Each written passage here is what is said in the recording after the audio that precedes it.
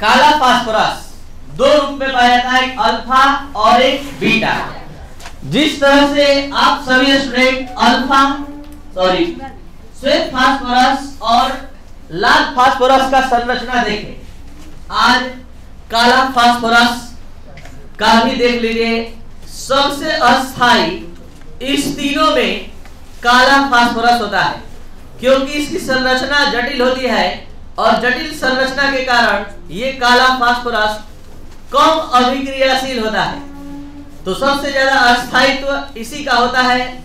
इसके bond angle का मान 99 डिग्री होता है। और ये ब्लैक फास्फोरस की संरचना है, ये आप नीचे भी समझ सकते हैं। तो ये इस तरह से ये ब्लैक फास्फोरस, हर फास्फोरस की संयोजकता आप गिन सकते हैं 3, और इसके बादम कक्ष में 5 इलेक्ट्रॉन है। एक फास्फोरस पर हम दिखा दे रहे हैं 2, एक 3, एक 4 और एक 5। तो ये ब्लैक फास्फोरस की संरचना है। तो इसमें ये जानना है कि ये दो प्रकार का होता है, एक अल्फा और एक बीटा। अल्फा ब्लैक फास्फोरस जो होता है वो लाल फास्फोरस से बनाया जाता है, पहला बात जो ध्यान रखना है, याद रखना है। और दूसरा बीटा ब्लैक फास्फोरस श्वेत फास्फोरस से बनाया जाता है। तो कोई एक को याद रखिए कि अल्फा ब्लैक फास्फोरस लाल फास्फोरस से बनाया जाता है, तो बीटा जस्ट उल्टा, ठीक है। तो इस तरह से दोनों याद रह जाएगा। ऐसे दोनों याद रखेंगे तो आप कुछ दिन बाद कंफ्यूजन में रहेंगे कि कौन लाल फास्फोरस से कौन सफेद। तो अब याद रखिए अल्फा सफेद, अल्फा जो है लाल फास्फोरस, अल्फा जो है लाल फास्फोरस, अल्फा जो है लाल फास्फोरस से बनाया जाता है। तो अल्फा लाल फास्फोरस से बनाया जाता है। कैसे बनाया जाता है? 803 केल्विन पर बंद नली में रखकर काफी तेजी से गर्म करने पर ये लाल फास्फोरस जो है अल्फा ब्लैक फास्फोरस में परिवर्तित होता है। बीटा ब्लैक फास्फोरस का निर्माण श्वेत फास्फोरस से 473 केल्विन पर तथा उच्च दाब पर, उच्च दाब नहीं काफी उच्च दाब पर होता है। और वो दाब 4000 एटीएम से 12000 एटीएम, काफी उच्च दाब का इस्तेमाल करने पर ये श्वेत फास्फोरस परिवर्तित होता है बीटा ब्लैक फास्फोरस। और अब यहां पर इस फास्फोरस अल्फा और बीटा यानी ब्लैक फास्फोरस के अभिलाक्षणिक गुण के बारे में थोड़ा जान लिया जाए। ब्लैक फास्फोरस मध्यम गति का विद्युत का चालक होता है। मॉडरेट मतलब मध्यम गति का, तो मध्यम गति का विद्युत का चालक होता है। यह सबसे स्टेबल फॉर्म है फास्फोरस का, याद रखिएगा। सबसे ज्यादा अभिक्रियाशील व्हाइट फास्फोरस, श्वेत फास्फोरस, और सबसे कम अभिक्रियाशील ब्लैक, सबसे अधिक अस्थायी ब्लैक फास्फोरस। और अब इसका आपको बता दें गलनांक काफी उच्च होता है, यानी मेल्टिंग पॉइंट सबसे शार्प होता है, अधिक होता है। तो ये था काला फास्फोरस के बारे में जानकारी, ब्लैक फास्फोरस के बारे में। अब हम बात करते हैं फास्फोरस के कुछ यौगिकों के बारे में। फास्फोरस का एकदम फेमस कंपाउंड जो सबसे ज्यादा इंपॉर्टेंट माना जाता है वो है फॉस्फीन। जिस तरह आप सभी स्टूडेंट NH3 का नाम हमेशा याद रखें, अमोनिया, अमोनिया। आज के बाद फॉस्फीन को भी याद रखिएगा, क्योंकि 3 P ब्लॉक में 3-4 लैब मेथड बहुत ही ज्यादा इंपॉर्टेंट है। पहला अमोनिया का हैबर प्रोसेस, दूसरा HNO3 का संपर्क एस्टवाल्ट विधि, और तीसरा फॉस्फीन, और तीसरा आ रहा है H2SO4 का चौथा बल्कि H2SO4 का संपर्क विधि जो ऑक्सीजन फैमिली में आएगी। तो ये चारों बहुत ही ज्यादा इंपॉर्टेंट है P ब्लॉक में, लैब मेथड में, जो अधिकतर बोर्ड एग्जाम में लॉन्ग क्वेश्चन के रूप में आता है। तो फॉस्फीन के निर्माण की प्रयोगशाला विधि लिखे, इसका कंप्लीट आंसर और पूरे इस सवाल का जवाब आप समझने जा रहे हैं, अच्छे से ध्यान दिया जाए।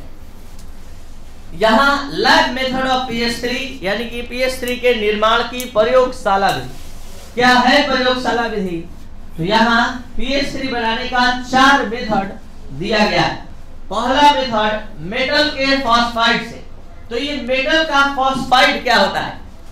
एक मेटल जैसे मान लीजिए हम ले लिए Mg और दूसरा फास्फोरस, दूसरा तत्व फास्फोरस, दोनों संयोग करने जा रहा है।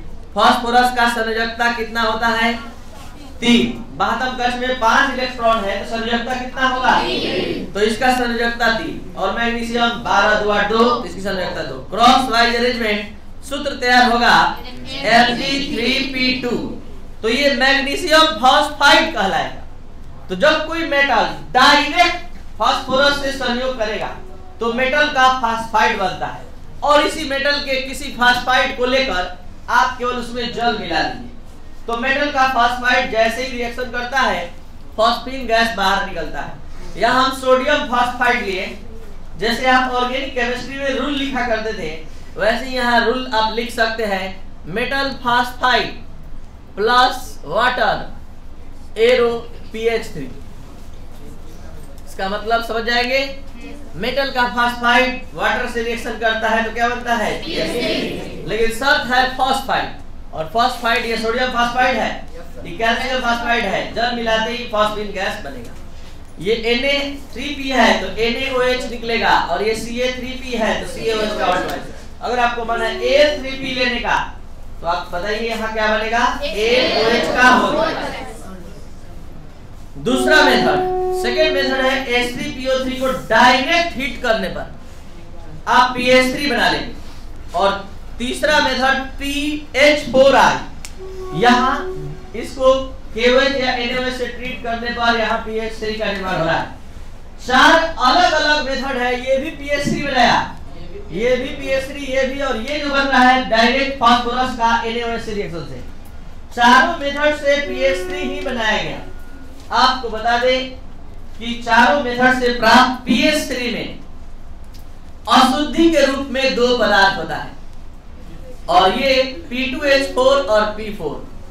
आपको ये जानना चाहिए कि PH3 ज्वलनशील नहीं होता है, लेकिन इन दोनों के उपस्थिति के कारण ये ज्वलनशील प्रतीत होता है, आग पकड़ लेता है तुरंत। लेकिन जैसे ही ये दोनों अशुद्धि को आप बाहर निकाल हटा देते हैं तो PH3 शुद्ध PH3 में मतलब ज्वलनशील का गुण नहीं होता है। तो यहाँ पर हम इसको क्या करते हैं, इसको हम HI या KOH के घोल से होकर गुजारते हैं, जिससे ये इसमें अवशोषित हो जाता है और PH3 केवल बाहर निकलता है। तो कहने का मतलब यहाँ पर PH3 में P2H4 और P4 के उपस्थिति के कारण ये ज्वलनशील था। अब जो शुद्ध PH3 मिला ये अब ज्वलनशील नहीं रहा, क्योंकि अशुद्धि के रूप में P2H4 और P4 इससे अलग हो चुका है। अगर एग्जाम में आ गया कि PH3 के निर्माण की प्रयोगशाला में लिखें तो लिखेंगे कि PH3 का निर्माण प्रयोगशाला में निम्नलिखित विधियों द्वारा होता है। ये 4 विधि लिखने के बाद लिखेंगे लास्ट में उपर्युक्त सभी विधि से प्राप्त PH3 में P2H4 एवं P4 अशुद्धि के रूप में होता है। इस कारण से इसको NaOH और या KOH के घोल से या फिर HI के घोल से होकर गुजारते हैं, जिसके फलस्वरूप हमें शुद्ध PH3 प्राप्त होती है। अशुद्धि के रूप में वर्तमान P2H4 और P4 अलग हो जाता है। तो ये था आपका PH3 के निर्माण की प्रयोगशाला विधि। आप पढ़ रहे हैं नाइट्रोजन फैमिली के अंतर्गत phosphorus and its compound phosphorus और इसके यौगिक। तो आज तक जो आप पढ़े वो nitrogen family. Next lecture oxygen family पूरा 100% समझ में आएगा।